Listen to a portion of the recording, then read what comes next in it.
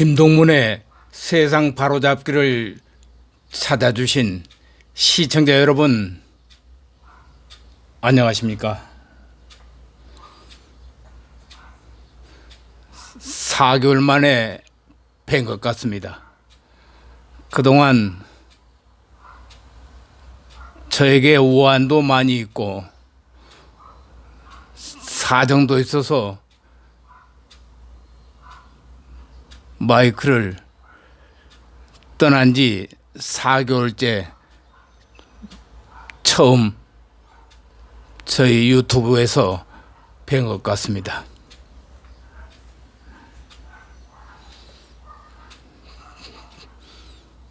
저는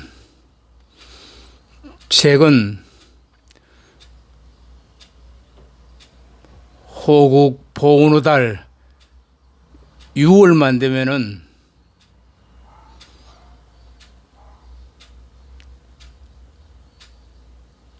(55년) 전에 월남전에서 가져왔던 전쟁 트라우마를 겪고 있습니다. 그래서 불편한 사정 때문에 방송을 못하게 된 것입니다. 그런데 오늘은 꼭 방송을 해야 될 이유가 생겼습니다.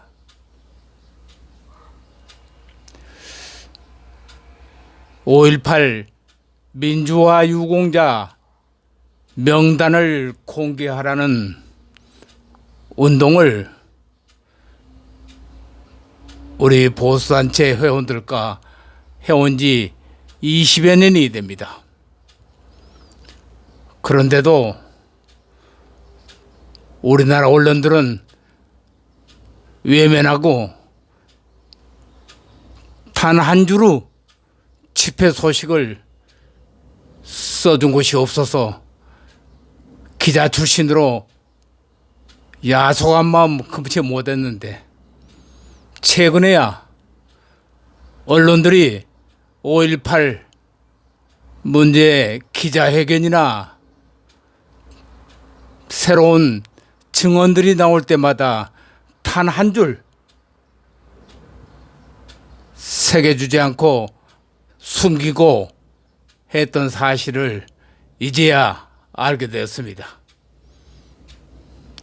얼마 전 최근 스카이 데일리라는 언론 매체가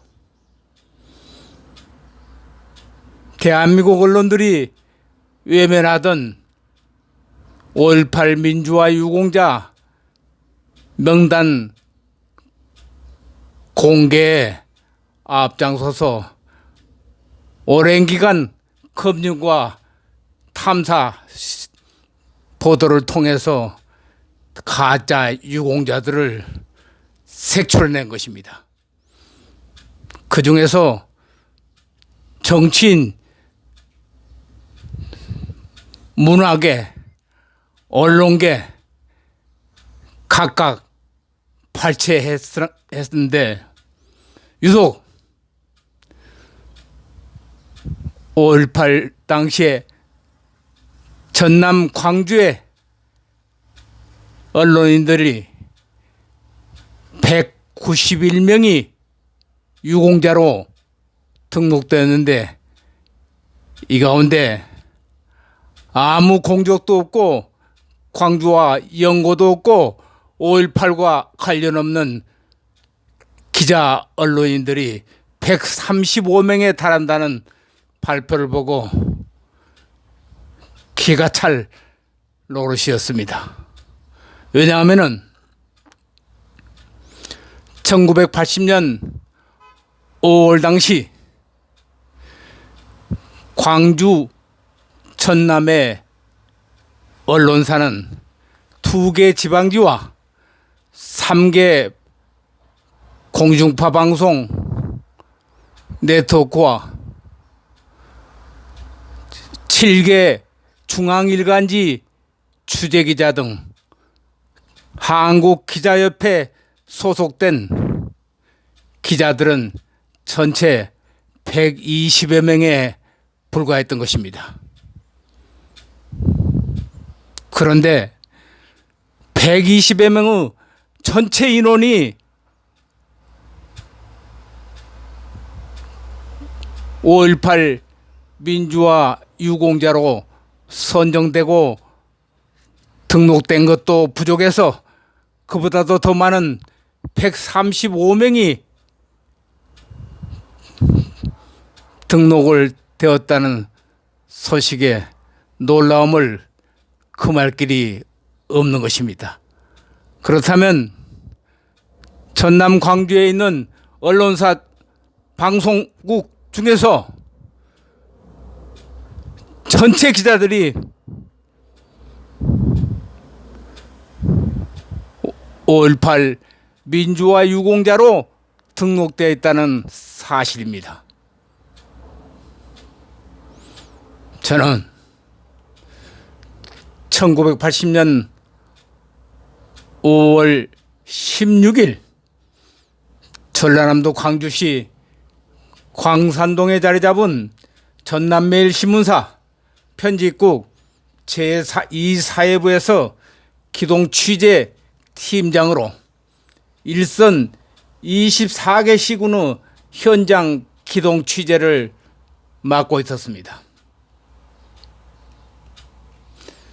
석간신문으로 오전 8시 30분 편집 마감 시간에 쫓겨서 일선 시군에서 송고된 사건 사고들을 정리하고 지방 출장을 위해 사무실을 대기하고 있는데 갑자기 통신실 수습기자가 긴급뉴스, 긴급 속보를 외치며 서울발 합동통신이 전송하는 원고를 편집부 데스크에 놓았던 것입니다. 텔렉스로 전송된 원고의 첫 문구에는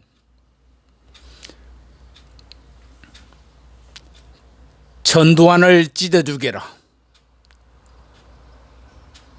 이명박 역도를 찢어주게라,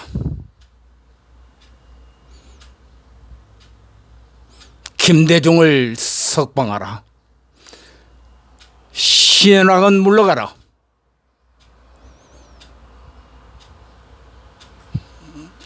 최기환은 물러가라. 정말 입에 담을 수 없는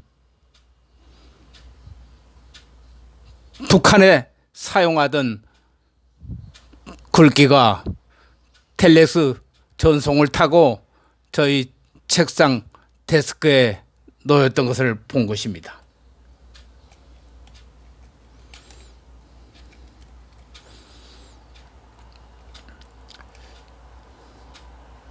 텔렉스에 찍힌 원고 내용은 5월 15일 서울역 광장 대규모 집회장에서 대학생들이 탈취한 버스로 전경들을 뒤에서 들이받아서 많은 사상자가 발생을 했으며 서울의 대학가 곳곳에서는 박 대통령의 서거로 합동수사본부장인 전두환 장군이 구태타를 일으켰다고 내용이 담긴 대자보가 대학가 군에 나붙었다는 텔렉스 원고 내용이었던 것입니다. 이어 수시로 이신으로 전송된 원고 내용은 붉은 매직펜으로 군부 구태타와 학살 명령의 유언벼가 서울역 집회에서 사상 초유의 10만 명이 넘는 학생 시위대를 형성했다는 속보였습니다. 서울대학가에서 시작된 이 괴소문은 삽시간에 광주의 대학가로 옮겨졌고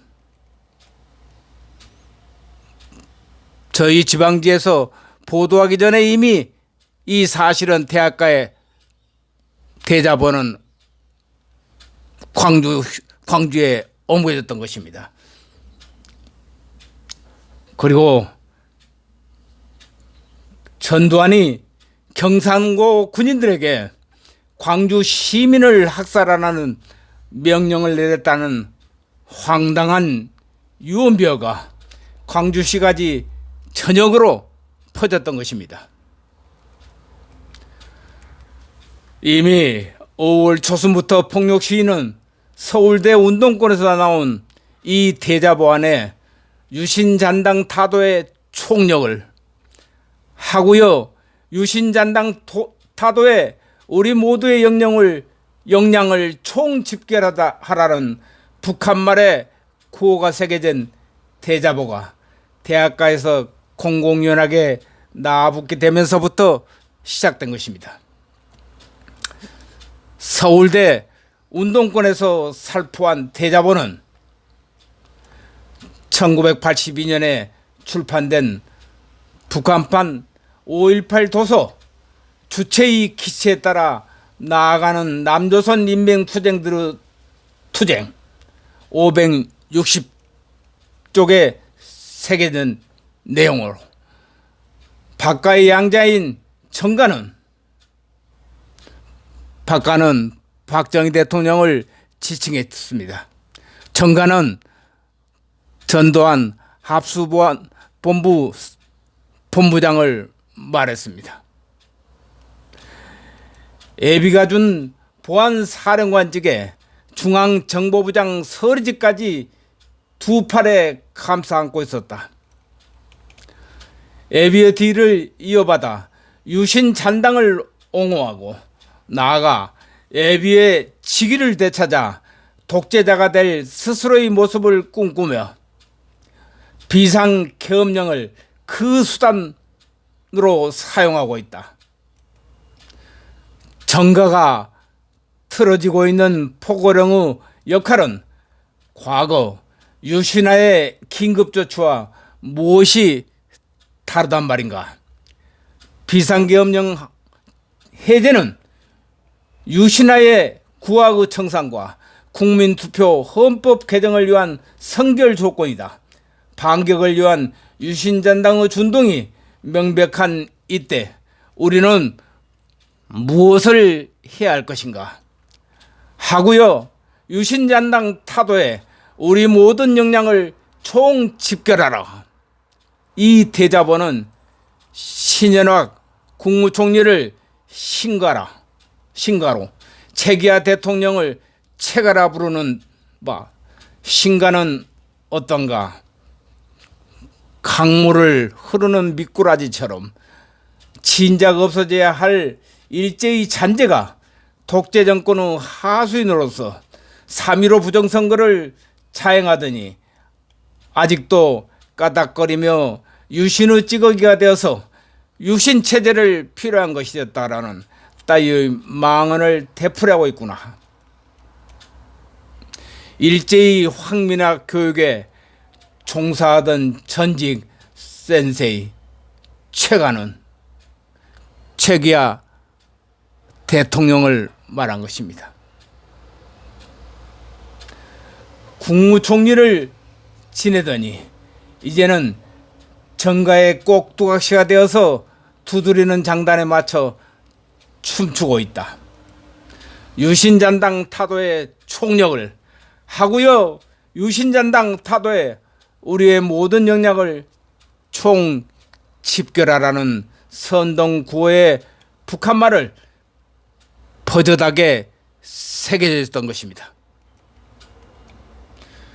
1980년 5월 18일 석가 탄신일을 사흘 앞두고 광주 금남로 거리에는 오색 찬란한 연등으로 아름답게 꾸며졌습니다. 그 연등 사이로 대학생 시대의 함성 소리가 하늘을 찌를 듯 울려 퍼졌습니다. 당시 대학가와 야당 정치권에서는 1980년 봄을 가리켜 민주화의 봄이라고 불렀습니다.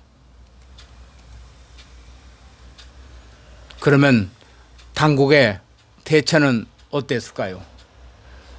비상계엄령 전국 확대일지로 1980년 5월 16일 22시 30분을 기해서 중동 순방 일정을 하루 앞당겨 김포공항에 도착한 최기하 대통령은 23시부터 60분간 최공수 비서실장이 배사관 가운데 신현학 국무총리, 김종환 내무부 장관, 주영복 국방부 장관, 전두환 보안사령관, 이희성 겸사령관 등으로부터 학생 소요와 시국 상황에 대한 보고를 받았습니다.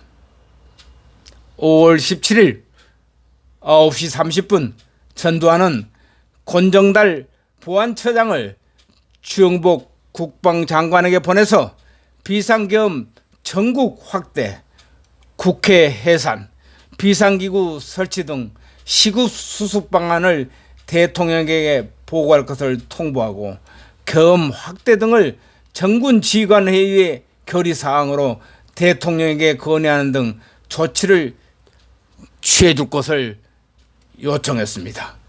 10시 최기하 대통령에게 대통령 부대 중의 안보 상황과 치안 사항을 보고하면서 시국 수습 방안을 보고하고 소요 사태 배후 조종자 및 권력형 부정축제 혐의자를 체포 수사할 계획을 보고했던 것입니다.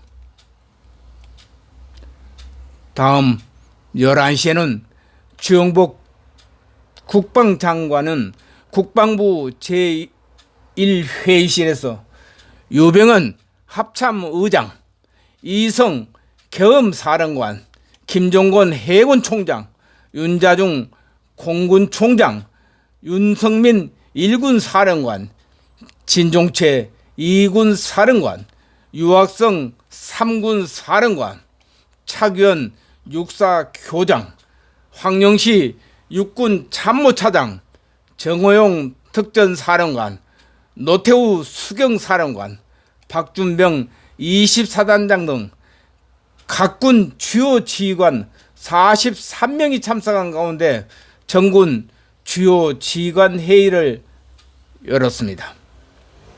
그 결과 주영복 국방장관은 비상계엄 전국 확대를 대통령에게 건의한 것으로 결론을 내리고 연 서명들을 받았습니다. 이어 주영복 국방장관은 이성 전두환과 함께 신현학 국무총리를 찾아가서 시국 수습 방안을 보고하였으며 신현학은 비상기구 설치 및 국회 예산에 대해서는 반대하고 비상계엄 전국 확대는 대통령의 결심을 따르다는 취지로 대통령에게 보고하기로 했던 것입니다. 이어 7시경 정군 지휘관회에서 돌아온 노태우 수경사령관은 수경사 작전참모에게 중앙청에서 회의가 열릴 예정이니 내외각 경비를 철저히 하라고 지시했습니다. 이어 19시경 6번 작전참모 김재명은 황령시 참모차장의 명에 의해 정군의 부대 출동 명령을 하달했습니다.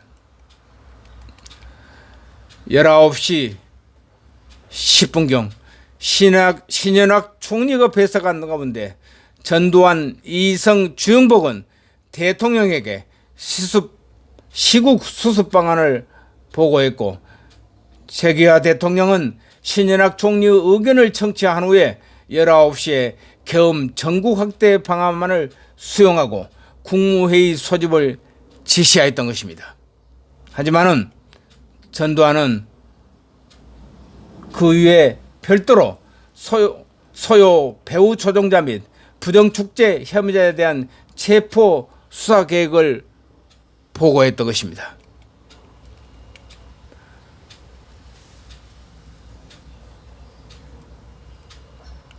21시 42분경에는 참모총장 이성이 참석한 가운데 신현학 총리는 제42회 임시국무회의가 열렸습니다. 북계의 동태와 전국적인 소요 사태 등을 감안해서 주영복 장관이 제출한 비상계엄 전국 확대 방안이 토론 없이 8분 만에 의결되고, 이는 대통령의 재가를 거쳐서 23시 40분경 정부 대변인 문공부 장관이 5.17 24시를 기해서 계엄령을 발표했던 것입니다.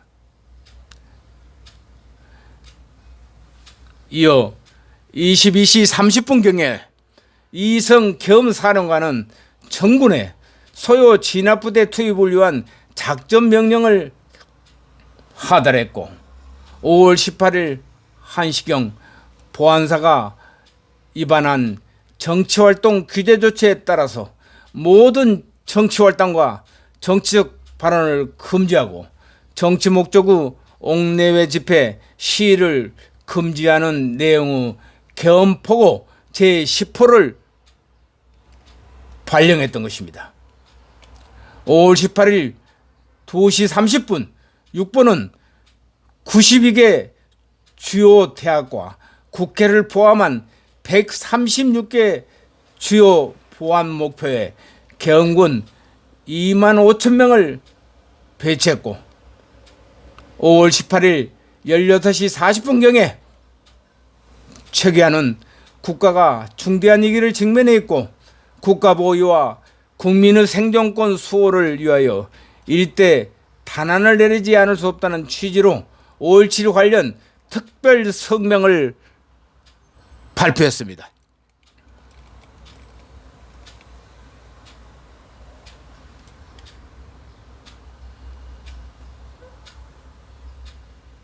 그러면 북한의 선동 고에서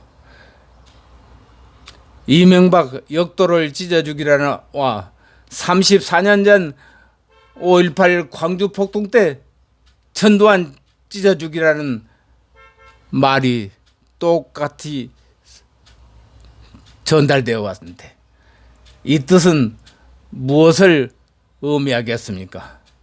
방송국 세무서 방화, 계엄군을 돌로 찍어 죽이고 경사무 차량 불태우고 전남 지역 무기고 탈취, 무장 총기 난사, 교도소 습격, 전남도청 다이너마이트 설치, 극악한 시체팔이 선무방수, 광주 시민 자극 불순 세력들의 유언비어, 이간 거짓 선동 등 과연 순수한 시민들의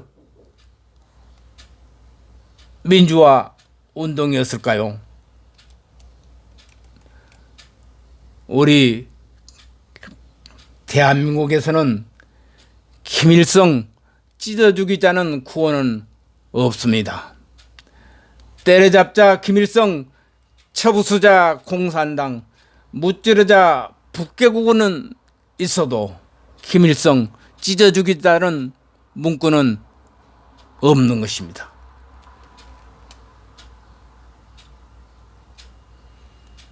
그런데 이런 사실을 정확히 알려줘야 될 대한민국의 언론사들, 언론사의 의무이자 책임인 이런 사실들에 모든 언론사들이 침묵을 하고 있었던 것입니다. 그래서 지금 전체 120여 명도 안 된 전남 광주 언론사 6개사의 기자 120여 명인데 이들 모두가 가짜 유공자로 등재되었다는 사실에 저는 경악을 금할 길이 없습니다. 오랜 시간 이야기를 들어주셔서 감사합니다.